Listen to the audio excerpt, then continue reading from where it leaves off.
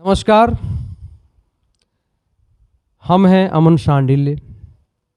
हमारे बगल में जो बैठे हैं एक शिक्षाविद, राजनीति के अच्छे जानकार, बिहार की राजनीतिक नब्ज को पहचानने वाले एक अच्छे राजनीतिक विश्लेषक अभिषेक कौशिक जी, शिक्षा जगत के भी जाना माना चेहरा। हम इसलिए बोल रहे हैं, शिक्षा जगत से परिचय हम इसलिए कराए कि शिक्षा जगत से जुड़े हुए एक प्रोफेसर ने राष्ट्रीय जनता दल के राज्यसभा सांसद ऐसा पतवार चलाया कि बीच भंवर में राष्ट्रीय जनता दल के नाव को, जो भंवर होता है ना, वो भंवर में ले जाकर के फंसा दिया। कहाँ फंसाया आपको पता है, आप लोगों को, और नहीं पता है तो मनोज झा की एक कविता ने आरजेडी के नाव को भंवर में फंसा दिया। कविता क्या है? कुआं ठाकुर का, पानी ठाकुर का, बैल ठाकुर का खेत ठाकुर का, फसल ठाकुर का, जो हल जोतने वाले बैल हैं, हल सब ठाकुर का, चलाने वाला बेचारा गरीब, और जो फसल पैदा हुआ वो भी ठाकुर का। अब ये जो ठाकुर शब्द उन्होंने यूज किया, तो इस ठाकुर शब्द के चलते बिहार के राजनीति में एक भूकंप आ गया, भूचाल आ गया। जितना राजपूत बिरादरी है, ये मनोज झा की बतिया को वो लोग पकड़ लिया। अरे अरे अरे अरे, ठाकुर मतलब राजपूत। अब वो लोग कह रहा है कि अगर लोकसभा में हम होते, जैसे आनंद मोहन सिंह बोले कि लोकसभा में अगर हम होते ना तो चढ़ करके छटिया तोड़ देते मनोज झा का। तब तक भाजपा के नीरज बबलू भी पीछे नहीं रहे, बोले कि आनंद मोहन सिंह सही कह रहे हैं, हमारे सामने होते तो जूता मारते। इस विवाद में जदयू के प्रवक्ता सुनील कुमार सिंह पड़ गए, वो भी मनोज झा का अच्छा सुताई कर दिए। साथे साथे आरजेडी के विधायक आनंद मोहन के सुपुत्र चेतन आनंद ने भी, शुरुआत तो वही किए थे, हालांकि इस मुद्दा को वही उछाले, उन्होंने भी मनोज झा की जम के ली, खूब खरी खोटी सुनाई, जो नहीं कहना था वो किया। अब हम अभिषेक कौशिक जी से ये जानेंगे कि अभी कुछ ही महीनों के बाद लोकसभा का चुनाव होने वाला है, तो किसका नुकसान होगा, किसका फायदा होगा।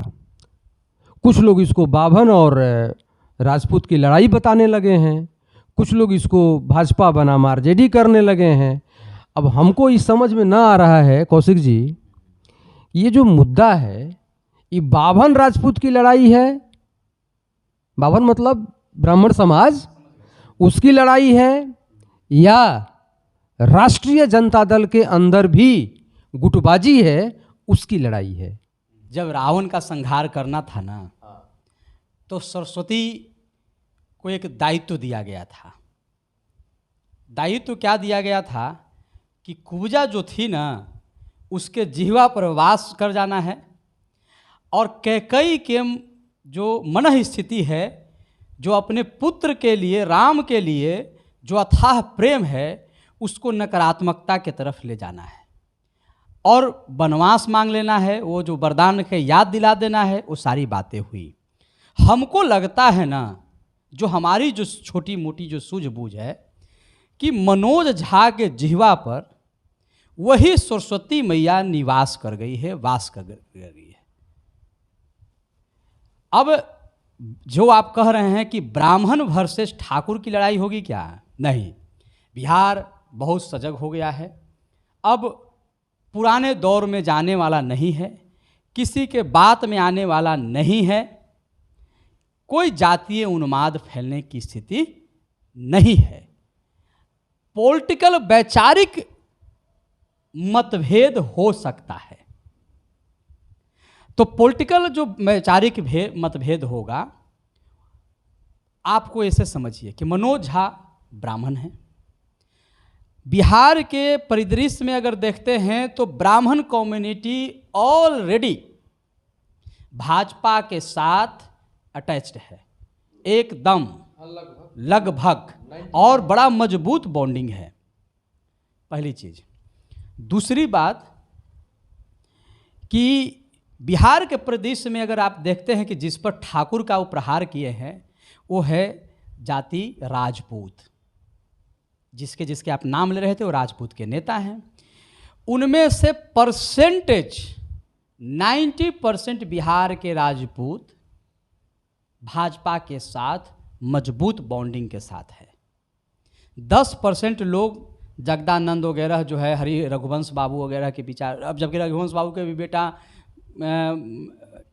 राजद से नहीं है, लेकिन उनका प्रभाव अभी भी उनके जाने के बाद कुछ राजपूतों में लगता है कि हमारे शुभचिंतक जैसे सुनील सिंह हुए, बिस्कोमान वाले, कुछ ऐसे नेता को राजद जोड़ के, हाँ चेतन आनंद है, तो इन चीज़ों को लगता है कि हम तो 10% हैं।